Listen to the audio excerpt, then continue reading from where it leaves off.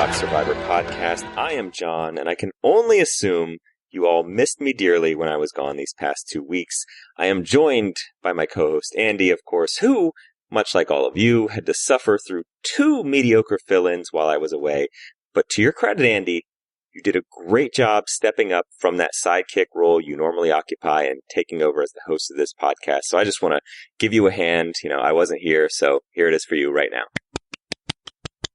I like that you can pretend that you're the star of the show that you are hardly ever on anymore. I just like to empower others to make them feel good about themselves. So I wanted to give you the opportunity to step up into that role and, just really go and get it. I'm all about motivating my underlings. Yeah, I'm going to let you have this one because I'm happy that you're back, John. In fact, I might even let you talk this week, and not just because, 1, maybe 2 people noted your absence, but because I don't really have much to say at all. It was very curious that people, were seemingly sincere about missing me. I was like, I feel like you guys don't understand me at all. How did you expect me to respond to sincere compliments? I would handle it much better if you insulted me. You thought that was sincere, huh? Interesting. I mean, I'm just saying, if you're going to insult me, make it a little more obvious. I'm not one for subtlety.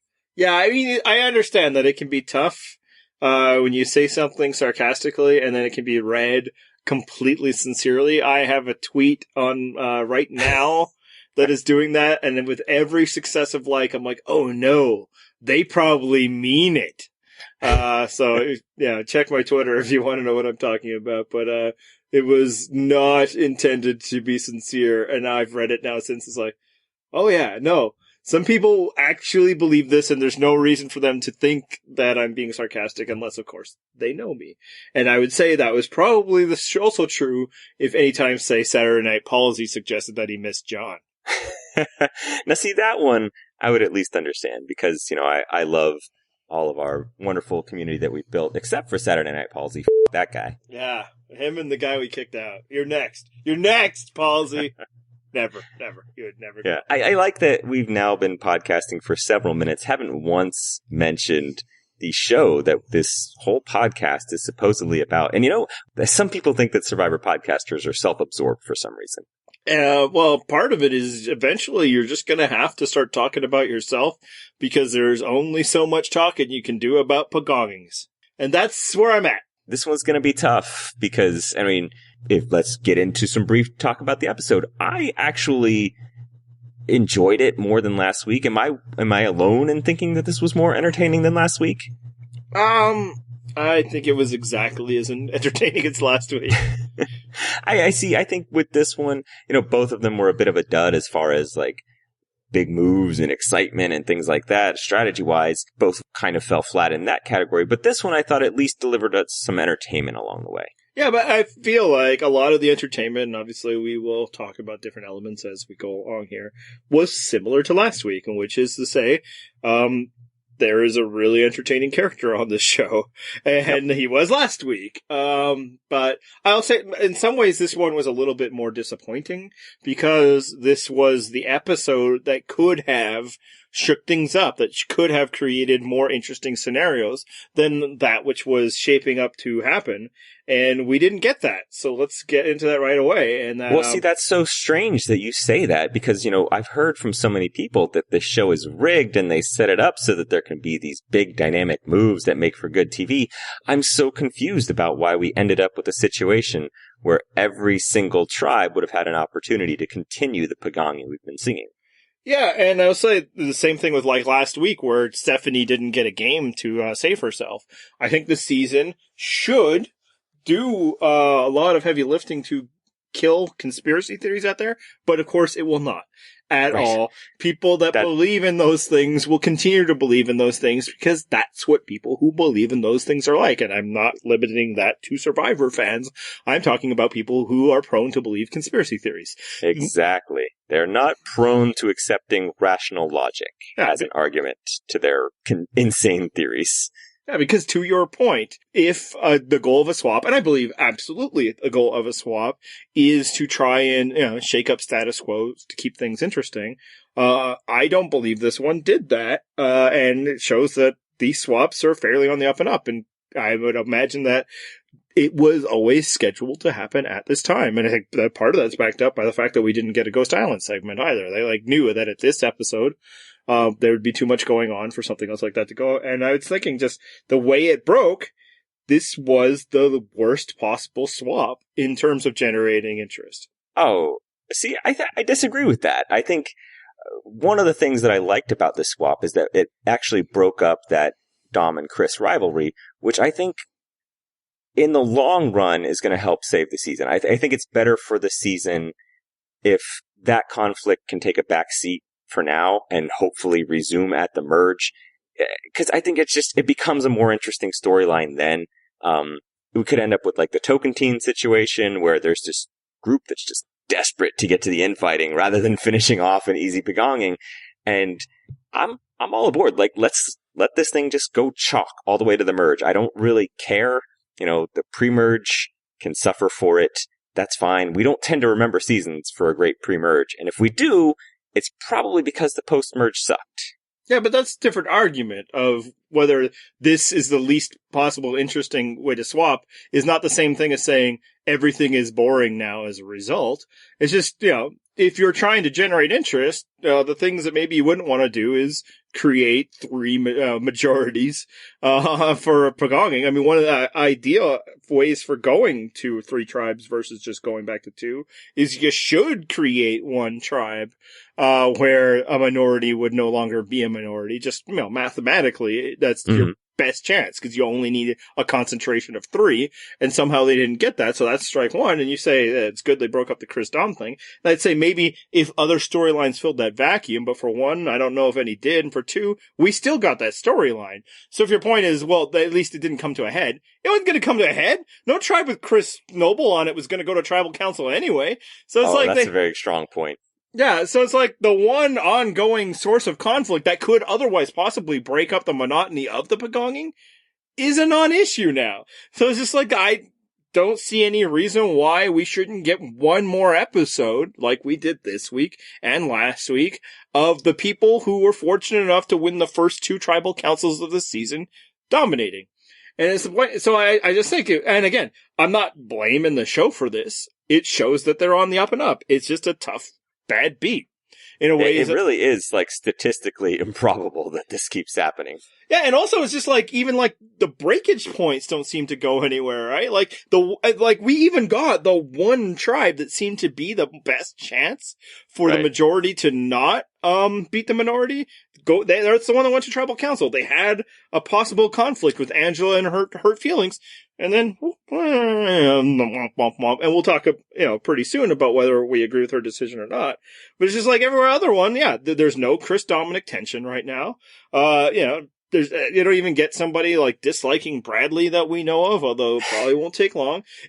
There's no reason why the three original Navitis on each tribe shouldn't work together. Yeah, I as I said though, my interest at this point, because we're so close to that merge, is that we preserve that Chris and Dom rivalry, because I think that's going to generate a much more interesting merge, because they're going to have to go at each other at that point. And if they happen to have that much more of an advantage of their original tribe still around, all the better.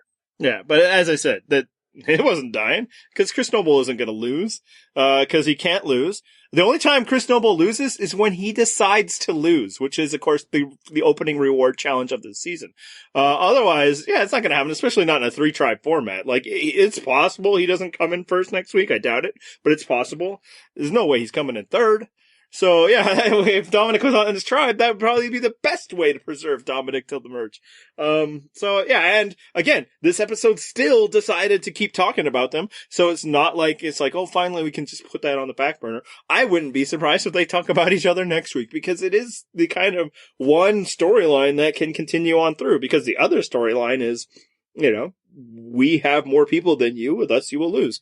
Which, Right. yeah, they're right. I can't criticize it, which is another issue. It's like, it's boring and, not even sloppy. There's not controversial. It just is. And I'm not complaining too much. It just is. You know, they're doing the right thing. It happens. It's been a couple episodes. I think it'll be one more. And then, yeah, I have high hopes for later.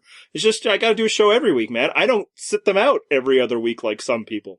I did enjoy that, I think it was James that brought up at Tribal Council, like, okay, well, we were randomly assigned tribes and then we were with them for 6 days. I don't get this eternal bond of loyalty that they somehow developed. And it makes sense because really, what, you ended up with 10 or 9 other strangers, then you're like, okay, us to the end. It's wildly improbable. Yeah, and it's just how Survivor almost always is. Sometimes you'll get situations where it'll break apart. Usually it's because it wasn't all 9, right? That 9th person or that 8th person is just looking for purchase somewhere else. And frankly, we saw that this season in the one truly interesting episode, right? And that one is an exaggeration. The episode where Michael, tried and failed was actually very interesting as well. Yep. And the first 2 were fine. They were, opening gambits, that sort of thing. They were also on the same night, so that helped. So yeah, I mean, obviously it can go the other way.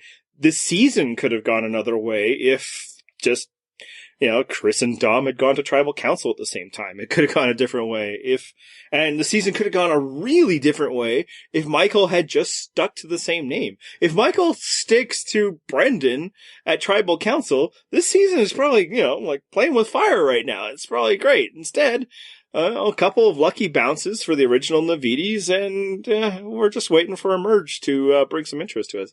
And because Angela was going to stick to those people who she was randomly assigned to, even though she may have every other reason not to. What did you think about her decision to vote James out? Long term, does it mean anything necessarily? Probably not. I don't know that Angela is long for this game anyway. I'll say... we'll say she did the right thing, only because we don't necessarily know enough about whether she could trust James long term. James and Michael obviously very desperate to get her on their side, but that could be a temporary thing. And to her credit, she recognized that Kellen and Desiree were not the ones that totally betrayed her. I think she's just going to be in a tough spot either way, because I don't see her with any really strong connections anywhere.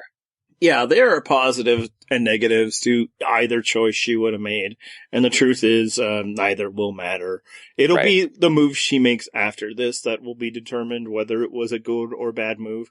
Because I think there is something to the argument that Desiree and Kellen are clearly a twosome, and Angela is at best third in that group, and then maybe sixth within that other group. Like when Kellen is giving her the pitch of why to stay, Kellen also did a very good job in explaining that there's not a close seat for you at the table here, Angela. It's like, we 5 stuck together and we would never turn against each other. Well, if you're Angela, it's like, I need you to at some point. What are you telling me here? Now, I get what Kellen was trying to explain, which is that unlike, Dominic, Wendell, and Morgan, we would never turn on you. But that's not what she said, at least in the edited segment in which we saw.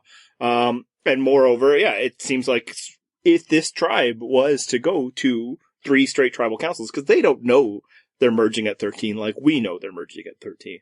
13 isn't like a rock solid merge here. In fact, it's kind of a bigger merge. One that's happened a few times now, obviously, especially one other time, given that this is dictated by a slip of paper. But so that she goes 3 times, she's going to go. But that was probably also true if she had gone with Michael and James. And the other losing bet for, deciding to throw your lot in with Malolo is, there are a lot less of them right now than the Vides, and that will especially be true if other tribes start going to tribal council too. So it's like, she could have been like, screw you guys. I can't trust original, Navides, even if it wasn't necessarily you guys, because clearly you 5 have a bond that I'm not part of. But if she decides that she's now with the Malolos and suddenly there are only like 5 of them once we get to the merge, that's not a good decision either. Right. It's like entering free agency and then realizing all the money is spent. Like, oh, I got no teams left. So, I think her best hope is probably just going into the merge, with her old tribe way up in numbers, and then just, hoping she ends up on the right side when they start attacking each other. Yeah, and if she didn't feel secure enough in James, then maybe that's on James. He's suggested in his exit interviews that they had actually grown a lot closer than, the edit has suggested, which of course is something you would suggest in your own exit interview. Of course, yeah. But also, might help explain his, immediate reaction to, his name, coming up, for a third time a lot faster than he would have, suggested. And maybe even calling, fairly pedestrian vote a blindside, because maybe to him he was actually blindsided, that he thought he had made that relationship with Angela. Although I gotta say, even in his own words at the time, it's like, when she's asking, like, do you have Michael? He didn't seem like, yes, 100% me and Michael, so that also might be a good reason why Angela made the vote she did, There, I might be number 3 with Kellen and Desiree, but it's definitely 3, where it's like, you and Michael actually together at all? I can't. Right. And James seemed like he didn't quite know. It's like, me and him weren't that good. He wrote my name down. Which, for everybody who says you can just throw votes on other people, I think it stings. There are some potential damage to just throwing your vote at other people. Which is why it was probably a good idea for Michael to not throw a vote onto Desiree. Even though, ultimately, I don't think it would save them if they go to tribal council next week, but maybe down the line.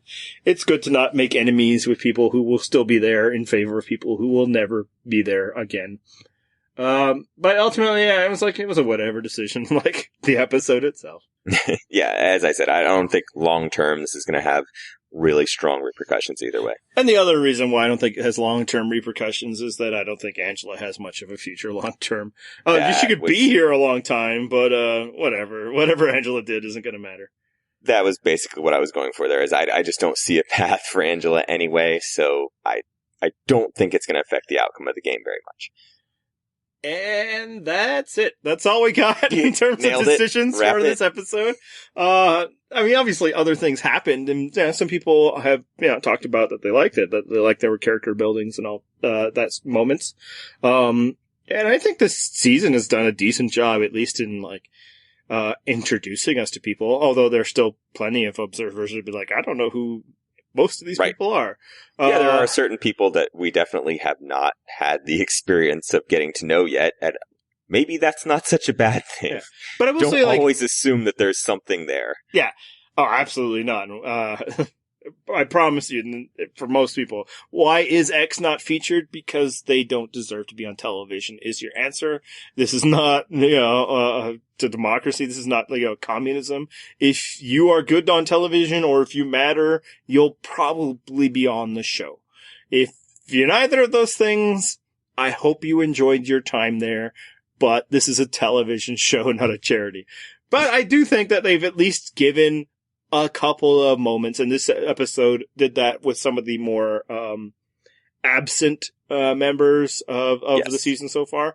Now, I might disagree that was necessarily a good thing, but we got it. So I figured how we would spend the rest of the podcast would be to play a little game called In or Out, where we decide we'll talk about each member of the cast going forward and whether we are in on them or we are out on them. A couple of things. It is one or the other. There's no middle ground here. We gotta decide yes, no, basically. And this isn't permanent. We could decide that we're in on somebody and then decide, nah, out. Or somebody we're currently out on could emerge and become somebody we're interested in. Only a fool would make their decisions early in the season and then make every other decision that they make as a viewer dictated based on those decisions. Damn, I saw the opening and you got there before me. I was gonna make the old 0% club joke. And yet... you got there. All right, so that was truly a Slack typing cat moment. I bet you saw. I saw your name, with the ... I'm like, I got this out beforehand. There was the opening. Oh, I missed it.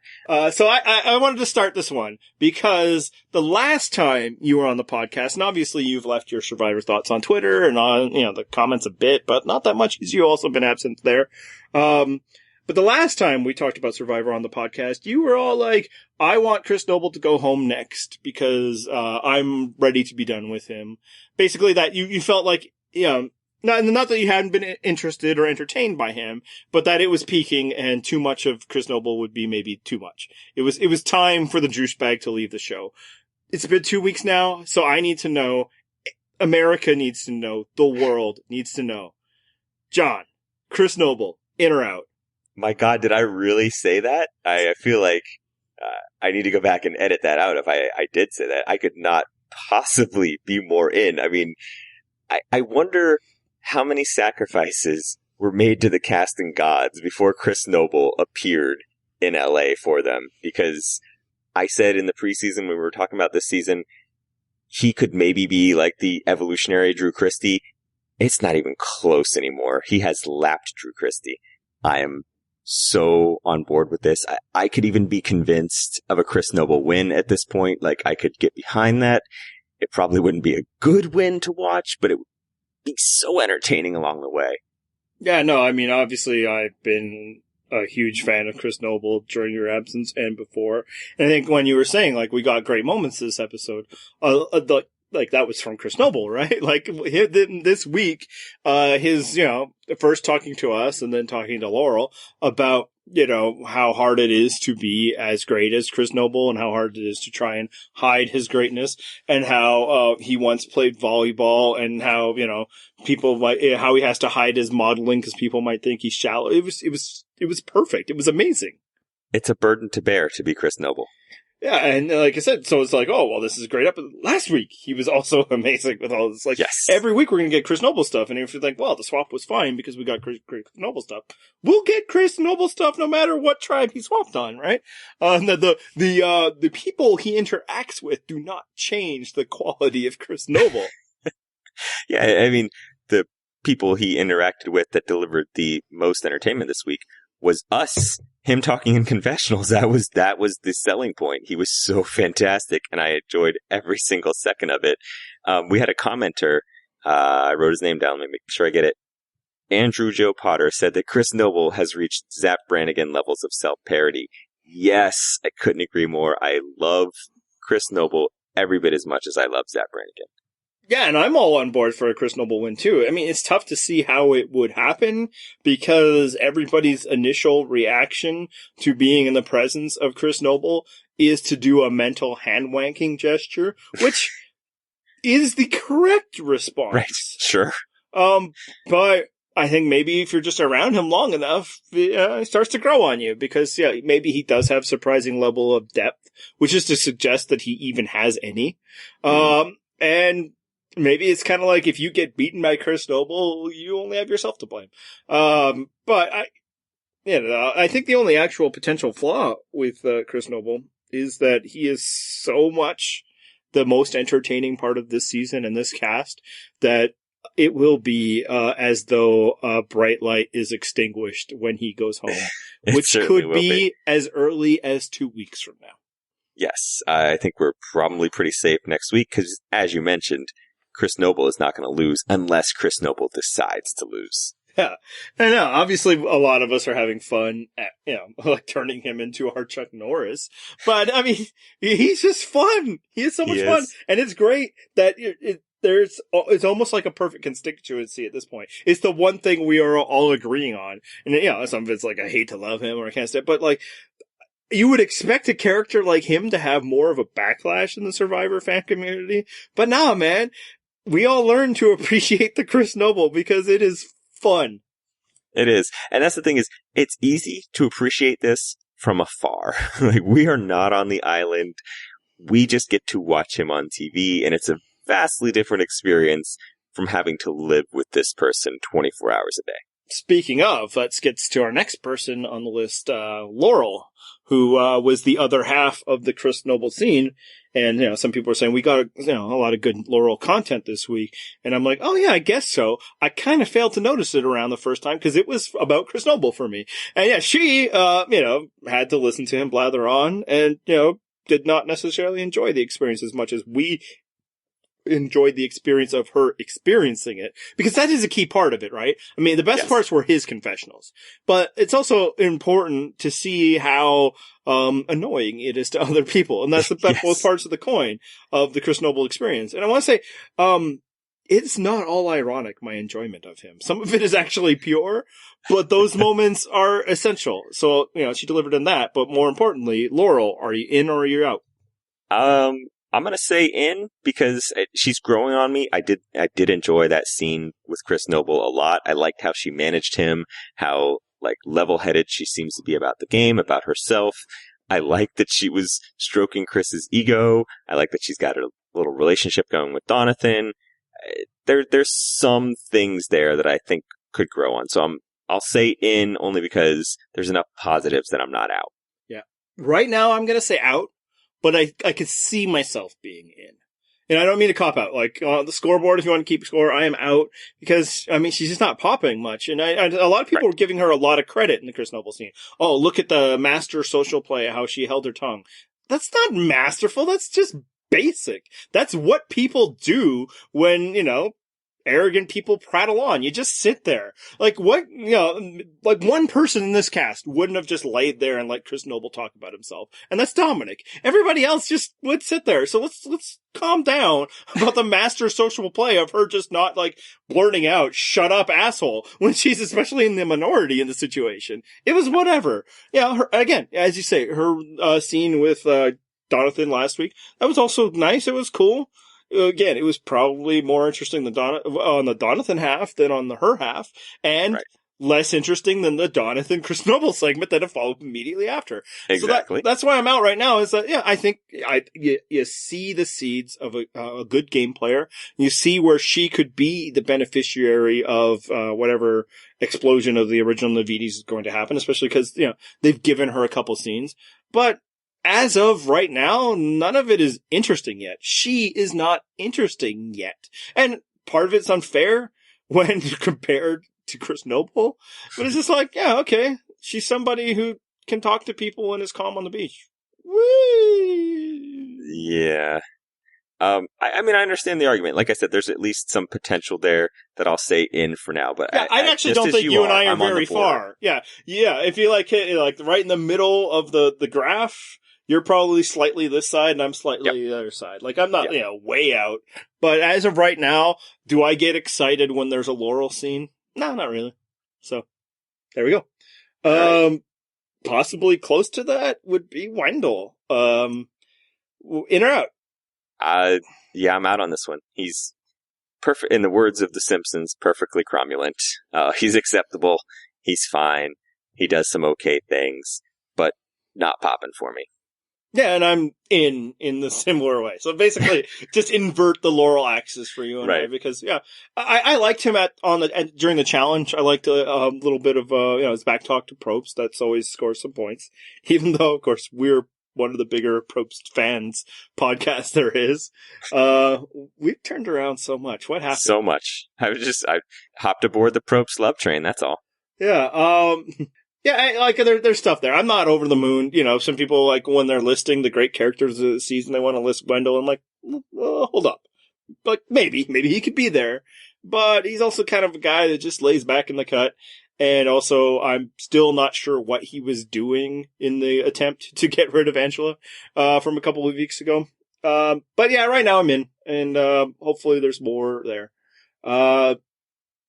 I'll let you ask me one. I'm always letting you go first and putting you on. Well, I mean, we just mentioned Angela, so I have a feeling I know this, but what's your take on Angela? In or out? So out. Now, again, she's somebody that that people were saying correctly that got more character moments this episode. So yeah, again, if this episode was character heavy, and some people like that, and that's cool. You're allowed to like that. I'm not going to make fun of you for it. But for me, it's less interesting when the person reveals that they don't really have much of a character. Like, she's nothing. She's dull. She's boring. She doesn't belong on television. They probably cast her to be kind of a more, blue collar military type, but she's not really doing much in challenges. She's not barking out orders. She's just kind of there. And, it seems like, she's struggling a bit with the social aspect, and some people can definitely, sympathize with that. Whatever. I care about people who pop on my television. That's, as I wrote, I'm not here to watch you make friends. Right. Yeah, I mean, I did have legit sympathy for her during her whole thing about how she's been through divorce and leaving her job and the empty nest thing. Like, I'm a married dad. My wife, same thing. We're both watching. We're like, oh, I feel bad for her. But I'm not into her as a character on my TV, which is what she's supposed to be. And, I wish her luck in life, but I don't care to watch it happen. Yeah, and also, like, the 2 times that she was the central figure, she very clearly was uncomfortable with that being her and looked to punt that responsibility. Now, as we suggested at the beginning of this episode, possibly made the right call here. It's hard to judge her for what the call here, but even like the first time when, Chris was trying to set this thing up to move against Dominic, and then, Chris is gone and she decides that, no, I am going to go to rocks for these people who seemingly did not have her best interest at heart in a way that, like, she should have noticed. It's not like they were very warm to her. And then, of course, immediately they were trying to vote her out. So it's like she had a decision to make, and her decision was, I'm going to stick to the status quo. And it's hard to imagine any scenario where that will not be true for Angela this season. And it would be weird when the merge comes, and if she's still there, that, like, it's going to be all original Navidi, except for, like, 2 of those people tried to vote her out. So what does she do? Does then she try to push and it's like, no, we have to target Dominic, or will she go along with what what she perceives the majority is saying? And right now, I have no reason to expect that she'll do the interesting thing. Yeah, I don't have a lot of high hopes for Angela. How about your girl Chelsea? You in or out on Chelsea? Yeah, so she's the other person who previously been invisible that we got more on, and I couldn't have been more out. The thing's like, oh, we got character work. Cool. It revealed what I suspected, that these people suck. Like, ooh, she's crying because she had coffee. So in. No. Yeah. Out. And honestly, I think the reason why we haven't seen any Chelsea is this is what she is. She is somebody who was very quickly, and for the rest of her time there, overwhelmed by the experience, and it thus is shrinking into herself. Woo! Yeah, I'm sure it's a great character moment, but it's not fun to watch, and I'm with you, 100% out. I barely remember she's on this season, and I can see why we don't get a lot of her. She is not a robbed goddess. No, I she's like the Julie John Rocker's girlfriend of this season. I can't remember what her last name is, and there's been a lot of Julies. But yeah, just somebody who seems like she never should have been on Survivor and will be there until it's no longer a reason for her to be there. Yeah, good on her. Hopefully she won't quit, although if she did, whoop-de-doo. And that's why, some people are like, why are people down on this episode? We got a lot of great character moments. Well, okay. So we got to know Angela and Chelsea, and what we found out is there's not much there. And we got to know Laurel, kinda, and it's fine. Yeah, sure. And the next person, because you're out on Chelsea, obviously, right? You said that? Of course, yes. Is Desiree, who we got a little bit of because she was the decoy target. And frankly, a legitimate possible target, and she flailed considerably at the challenge, and she got the episode title. So we got a little bit more Desiree, and thus, are you in or are you out? Still out, because I feel like there's just nothing there yet. I mean, she exists in the game.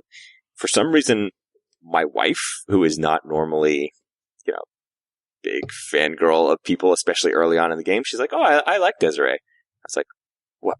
Why? What did she give you that you liked? She's barely been present for me.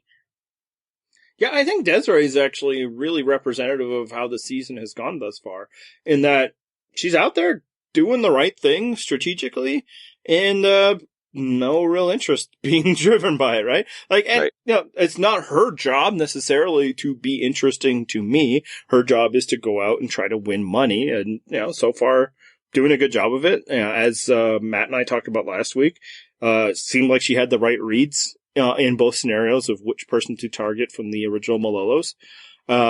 She seemed, I guess, apparently did enough to keep herself safe, although we didn't see any of that. So again, this was a great Desiree episode. People's like, shouldn't we have seen her trying to save herself rather than Kellen, who didn't really necessarily do a great job of it, but apparently did a good enough job of it because Desiree's still there. Results. Point at that scoreboard. Yeah. She's doing fine. She's, when she talks, it's fine.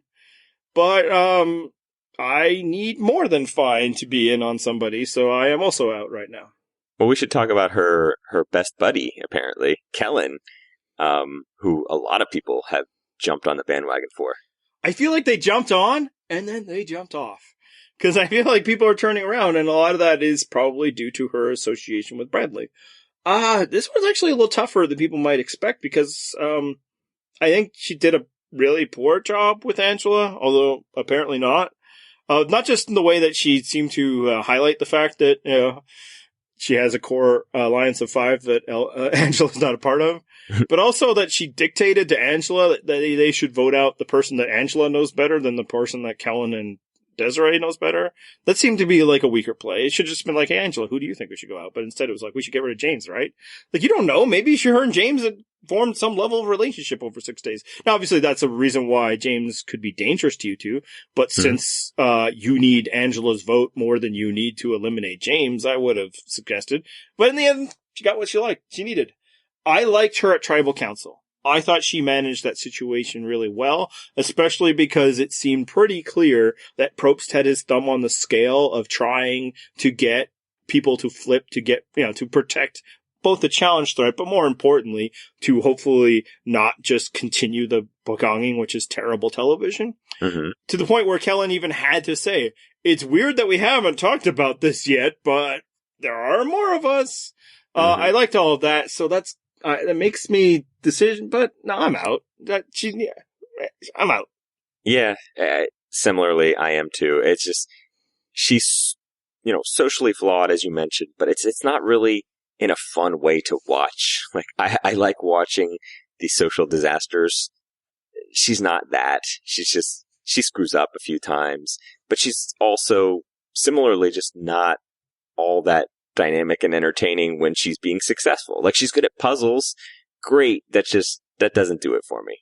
So I'm out. Yeah. It's just, honestly, I want more. And I think part of it is that she and Desiree represent the tyranny of the majority. And the show hasn't actually been very interested in making us excited about that majority, which is puzzling due to their success, but I would suggest it spells what's going to happen for the future. But yeah, it's just like, you're part of the group that has been working really hard and well, to your full credit, to keep my show less interesting. And when crafting my decisions of who I'm in and out about, they are completely selfish. It's about what I like and what I want, and I want things to happen. Of course. And they're not. Bravo for you. The money will spend well either way, but you're not on my in list, and you'll have to deal with that. Oh, devastating. Got to rub all that money on it. But her part, so I think the reason why other people have started to turn on Kellen, and I think part of the majority is probably just what I said. She's helping keep the show less interesting right now, is her close association with Bradley, who I think is very clearly the villain of the season so far. You in or you out? So very in. Yes. It's not quite as fun as Chris Noble's arrogance, but I can see why Bradley was the Spencer understudy. He is definitely who they thought they were getting when they cast Spencer. Bradley just seems like the guy that's convinced he's the smartest guy in the room, even when he's not. And I know this because we can smell our own, and I'm enjoying watching him. Like, if there is the closest comp to me on this season, sadly, it would be Bradley. Hey, that rhymed. I wonder if that's the first time that's happened for him. Sadly, Bradley. Yeah, I'm in too. And I can't stand him, and I want to see him fail. And yeah, that's interesting.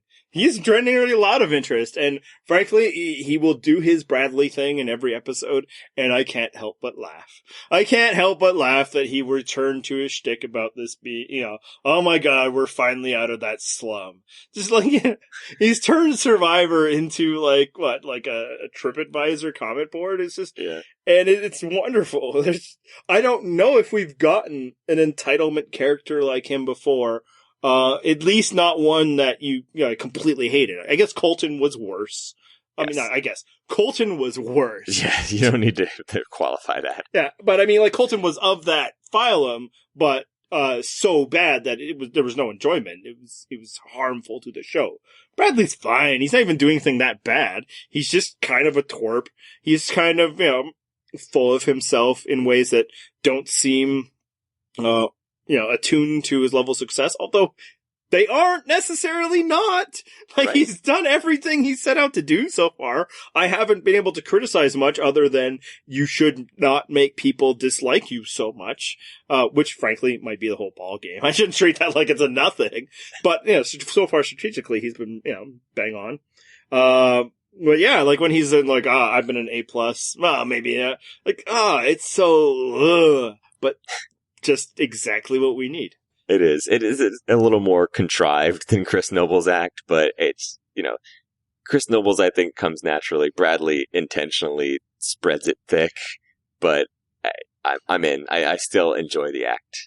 Yeah, I think it's an act, but I also think it's an extension of himself in that. Exactly. He actually does believe that he is better than all these people, and probably is smart enough to know that he's not supposed to believe that. Whereas I think Chris Noble's like, what's the harm in that? I've just been amazing at everything I've ever tried to do in my life, and I think other people should be too.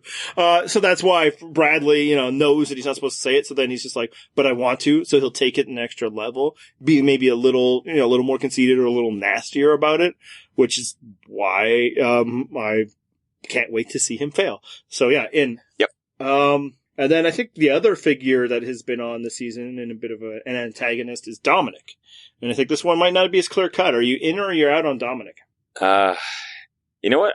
I'll be in only for him as the agent of chaos, because I think he's much more of like a Cagayan Cass than a Tony, despite constantly wanting to compare himself to Tony. I don't understand Dominic in any way. He's fascinating, but fascinating in the fact that he's pretty bad at this game. Yes. And what's interesting is, like, I think he is fine. Like, he's probably actually a nice guy for one. As much as, I don't know. I think ever talking about somebody and why you like them on reality TV because they're a nice person is a foolhardy pursuit that you should probably stop. And not just because, like, nice is not interesting. It's because we legit don't know who's nice and who's not. Right. Like, there's some former survivors that we thought were really nice, and then, ooh, not so nice. The biggest sweetheart in the history of Survivor was Elizabeth Pilarski. So, but, I mean, that's not what's happening with Dominic. I don't think people were necessarily fans because they think he's nice. But yeah, he's probably a nice enough guy. He seems to know the things you're supposed to do in Survivor. But, given what our good friend Taco from T5 TV has, there you go. put in the bonus videos, where he says, I don't want to be the guy doing all this and this. But he's that guy, man. Exactly. And I think that just speaks. He has terrible impulse control. And we'll say that he's given us stuff to talk about. Obviously, I'm way out on the idea of using fake idols to get away with it. And the fact that he can't not ever talk about that to anybody he meets. But of course, I'm in on somebody who has so clearly demonstrated how dumb fake idols are. So yeah, I think I'm in because he is giving something to this season. You know what? I think a better comp for him might be like latter season JT. Like he's when he's trying things, he's failing very badly at them. Yeah, but and I think he will do stuff. I think frankly, right now he's the only person that we can necessarily count on to try and do a big move. And for everybody who hates big moves, I really hope you're loving the season, and maybe you are. But when you complain about big moves, it may be later this season or in a future season, I want you to think about what the alternative, which is everybody doing the exact right thing, and some people not being able to do anything about it because they had the misfortune of losing a couple of challenges. And that's not necessarily as interesting. It's certainly not much to talk about. But so I think Dominic will try to do things. Whether he succeeds or fails, it will probably be, hopefully, somewhat interesting.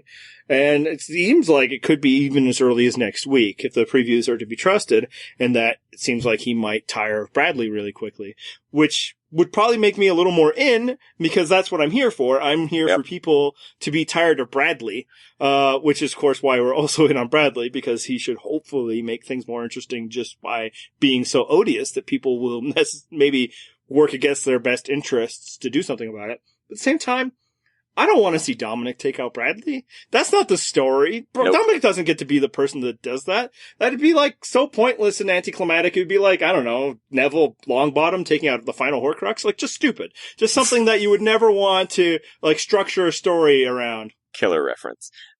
Let's go on to the next one. Michael. What are you in or out on Michael? Because this, to me, this is actually a kind of tough one. I'm in, because I even think this episode, his attempts to, save himself or at least talk about the game were a little more interesting and passionate than James's were. Which, I suppose passionate isn't much of a hurdle to clear, as James seemed a little clinical about these things. Mm-hmm. But I just like seeing that. There just seems to be a bit of a sparkle in his eye, and maybe that's just because he's, his eyes are fresh and clean like a baby's, and he's just, a gorgeous human being. But, it seems like he wants to be out there. He wants to be doing Survivor things. He's excited to be on Survivor. And that goes a long way because I think a lot of people this season don't necessarily seem like they're that excited about being on Survivor. And that's not as fun. Yeah, I'm in, not all the way here. Oh, gotta phrase that better. Yep, it's there. Yep. Not getting edited out. I'm going to leave that one right there. Yeah, I'm much more in than I thought I would be, at least, because I didn't expect much from the 18-year-old. I don't want to sound like I'm hardcore on the Michael bandwagon. He's good. He's better than I expected. I'm not really rooting for him to get much further, though. So he's the guy who needs to take out Bradley for that story to work the way. Okay, that could work. Sure.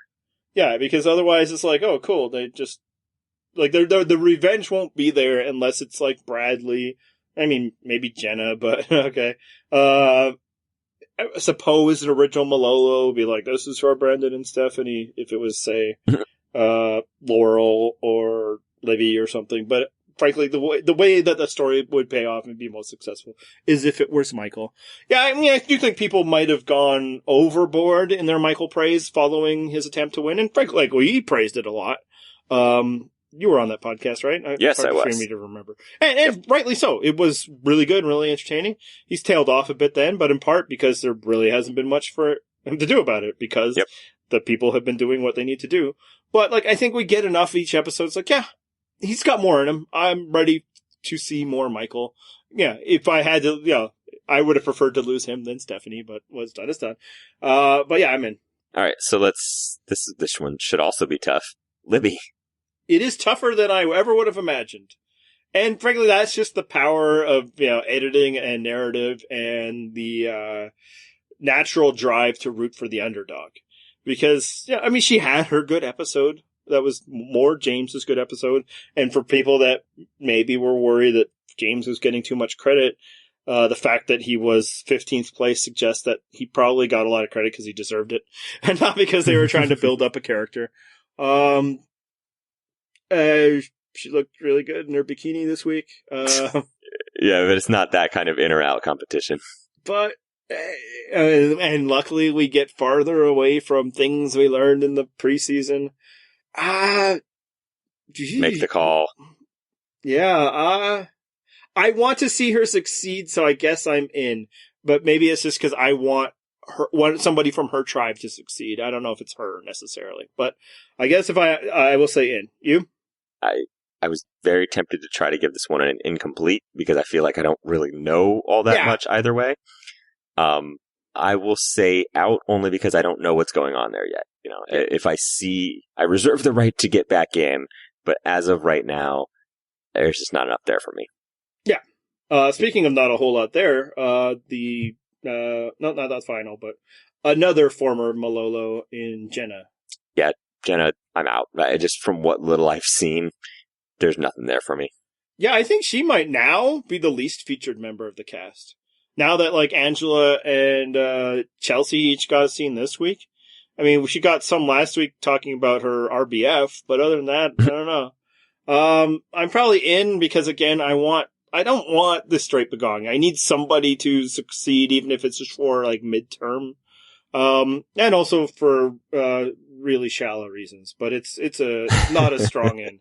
Yeah, there definitely is a certain asset there that we don't really need to discuss. But all right, let's go to Sebastian, my fellow Floridian. What do you feel about Sebastian? I'm out. I get it if people are into him. He's got that kind of quirky charm, but frankly, it's not quirky enough. He's not doing enough. He's not silly enough, and maybe it's because you don't need that kind of surfer, stoner stuff when you've got the god, Chris Noble on the season. his fellow But- Floridian. So proud of my Floridians in this season. So well represented my state is. Yeah, and they keep trying. He had his bit about, his shell or whatever, and it's just like, yeah, whatever. Like, if every Sebastian scene this season was excised, nothing would have changed about it. I'm out. Yeah, he's a fascinatingly weird human, but yeah, it's not fascinating enough for me to. He's not weird enough. He needs to be weirder, and maybe he's plenty weird. He's just not, being weird enough on what they're showing us. So. Yeah, right. whatever. It's not weird enough that it'll make good TV. It makes good GIFs, but not good TV. So Yeah. I'm out. He's a less interesting woo. Oh God, Saturday Night Palsy's gonna start a hashtag. All right, final one. Our boy Donathan, our Yes. preseason favorite. Where are you on this one? I'm still in. When Okay. we get Donathan stuff, it's good stuff. But frankly, when there isn't need for the Donathan personal story, he's just not there at all. Yeah. So then it's easy to forget. So this was one of those weeks. But just last week, we got good stuff. And frankly, for one, none of the former Malolos get to do much strategically because they're completely boxed out. And for two, he's not like he's going to shine in challenges, although he had the fun moment of spinning Chelsea around. Mhm. But yeah, when we get to see Donathan, it's like, Donathan. So yeah, still in. Same here, for the exact same reasons. We aren't getting a ton of Donathan content, but I am, when I see him on screen, I'm happy with what I get. Like, he's delivering. I wish we got more of him, but I can understand why we're not for various reasons. Still, there's something there, and I hope we get a little more of it once the crowd thins out a bit, because I think he's going to last for a while. Yeah, I think maybe some people are cooling on him because like the Donathan Winter's edit is starting to slow down steam. I'm not sure it actually ever existed, but for one, first off, just like start focusing on Survivor and not what you're going to try and digest. It's not always like the mystery that you're going to solve, and you're not going to win any bonus points for anyone that matters if you solve it first. And for two, I'm not sure this is the season for it, man. And maybe to this season's credit, it's not that for it. And then I guess for three, neither of us need Donathan to go anywhere near the winner's circle in order for him to be a truly enjoyable experience. Right. So all of that.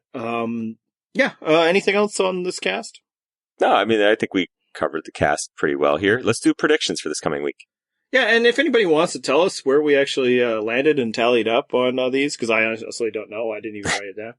Are we more in than out on the people? Does it seem like we're more in on the dudes than the ladies right now, doesn't it? Gotta be a better way to say that. It's the right way. All right, so now let's move on to predictions, having said that. All right, so we have 3 separate tribes, and we will make 3 separate predictions because we don't know who's going to Tribal Council, but I know who isn't going to Tribal Council, so let's just get this out of the way. Mm-hmm. That is the Yanua tribe, but more importantly, the Chris Noble tribe. They're not going to Tribal Council, so this is completely academic. So I'm just going to say Laurel, largely because I think, again, I'm going to predict all Malolos this week. So it'd be between her and Jenna. I don't know why you take out Jenna. She's not threatening. So I could see a situation where Laurel seems threatening. Now, I think the right play actually for Chris Noble, which is the only person I care about, would be to take out Wendell, somebody who could actually move people against you. But they're not losing, so I'm not too worried about it. So I'm saying Laurel. What do you got? I'm going to go Jenna, and I would counter your argument about Wendell by saying Chris Noble would not believe in any way that someone could mobilize people against him. There you go. How dare you suggest such a thing? That's right. They broed it out and everything's papered over. It's all good. But yeah, I mean, like the move, and yeah, if I could somehow, coach Chris Noble. And who could, really? Yeah. Well, those that can't do, coach. Would be, no, man, don't leave Dominic's, partner in crime around. Like, all the tension that's going to happen at the merge, maybe Chris Noble could win it out more easily if, Dominic doesn't have as many potential allies. Whereas, Laurel he's been with for a while now, apparently, to what Chris Noble thinks, she was on his side. But I just think that, when you're judging between Laurel and Jenna, Laurel seems more dangerous, and Sebastian is Chris's boy, and I think Sebastian wouldn't want Jenna to go anywhere because her hair smells bad. But again, all academic. This tribe ain't going anywhere. Let's go to the Malolo tribe, which is the worst tribe ever, even though only one person has been on it the whole time. Yes. And are you going to go pick? You want to pick first or you want me to? You go first this time. Okay. Yeah, the worst tribe ever. This time, it's Michael that's going home. Yeah, there's no reason not to predict Michael. Exactly. I think there is a reason for them not to vote Michael, which is that Angela is a future source of tension that could destroy everything they're working towards, whereas Michael is just somebody on the other side. Like, he can't rally half of the side against you or tear her up so that, the surviving Malolos can split the difference. He's just one of them. But no, it's going to be Michael if they go to tribal council. Yeah, easy vote. Yep. All right. And then the final tribe, the Navidi tribe, the Club Med of Survivor, the non-slum. Do you believe the Dominic Bradley tension will come to a head so that the great hero moment of the season is given to some background nerd? I believe that Libby is the one that goes home because she got mentioned as a Parvati in this episode for some reason, and then she's going to go down in flames next week. Yeah, I mean, obviously that reason is she's very attractive and fooled Dominic once, so yes, clearly she's in a Parvati. Yeah, I agree. It's Libby. Yep. Cool. I mean, God, I don't buy it for a second. They're not moving. Jonathan and Bradley aren't moving against each other. They would be stupid too. Yep. If you're annoyed by Bradley, you just be annoyed at Bradley. I feel like that's the neutral condition is to be annoyed by Bradley. Yeah. I feel like I should apologize here. I've not been fair when I was comparing the idea of Dominic taking out Bradley to the climactic moment of Neville Longbottom, because that's not fair to Dominic. He's been a far more central figure to this season and this show than Neville ever was to Harry Potter. You're just rooting for hate mail this week, aren't you? That's right. So you can follow us on Twitter. The show is at Purple Rock Pod, and this is where you want to send those comments to, at Purple Rock Andy. That's right. Don't even bother with at Purple Rock John. It still exists. Actually, you can DM me if you want to, and maybe at me even. I don't care, but I'm not going to tweet for a while. I'm done for a bit with the twittering. However, fun promo, I guess. Next week, we may be doing a live podcast. It's unlikely that people will be able to watch it when we do, because I'll be out on the West Coast. I probably won't get to watch the episode live, so I'm very likely going to be watching it just before we podcast. We will likely podcast on a Thursday afternoon. We'll throw it up on YouTube, and then we'll put the audio out there like we always do for you guys to listen to. You'll actually see me. It won't just be a voice, because I won't have my children around, so I can actually be on camera. I like how you're like, nobody could watch because it's during the workday. Does that demonstrate a good understanding of how people's work days go? Now, we might get more viewers, and we're not making you stay up till past midnight on the East Coast. It's a good point. Yeah, we'll post details of when and where and if that truly happens. But yeah, as of right now, it looks like it'll be a live Thursday afternoon podcast. Exciting. Yes, so check that Twitter feed, which, again, at Purple Rock Pod is where we'll put out that info. You can, of course, find all sorts of stuff on our website, which is purplerockpodcast.com. Fantasy games, bonus scenes, live blogs, all that sorts of crap. And a special shout-out to my people, Kemper Boyd and Emmett Scout and BK, two of the many reasons I'm very happy to still be doing this ridiculous podcast and website after all these years. I assume they both know why. The rest of you, all valued members of our community, I'm just shouting out those two in specific this week. For the record, I have no idea why, and I do not shout them out. No. You guys can have your little private jokes, but no. Only things that include me. Hey, speaking of private jokes, do you follow Chris Noble on Twitter? I don't know if Chris Noble has a Twitter. Oh. See, I was going to say, if Chris Noble has a Twitter and he's sitting there spouting out motivational sayings while posting shirtless pictures of himself, Ken might be out of my life. I might be all board the Chris Noble train. I may be ready to run through a wall for that guy. Yeah, I mean, I looked for him today, actually, and found a bunch of lesser Chris Nobles. Aren't they all, though? I mean, they would have to be. So actually, if somebody knows it, send us the link, because I will follow him. I'm not following many members of this cast, because I kind of just stopped doing that. I just stopped following modern survivors during their season, and I don't really know why. I guess spoilers is probably why, and some people aren't as good at it, but also I think I don't like Survivor anymore. Oh no, that's not true. That's not true at all. But All right. I would follow Chris Noble to the gates of hell. That's what I'm saying. Of course. Through a brick wall. To Ragnarok. All right. Anything else? I'm going to put some music on here. And I'm surprised nobody's been talking about the theme of the season. But frankly, that's good because they just tell me what songs I should put in. And I don't care about your suggestions. It's all about me. And hit that theme music. I've been ghosting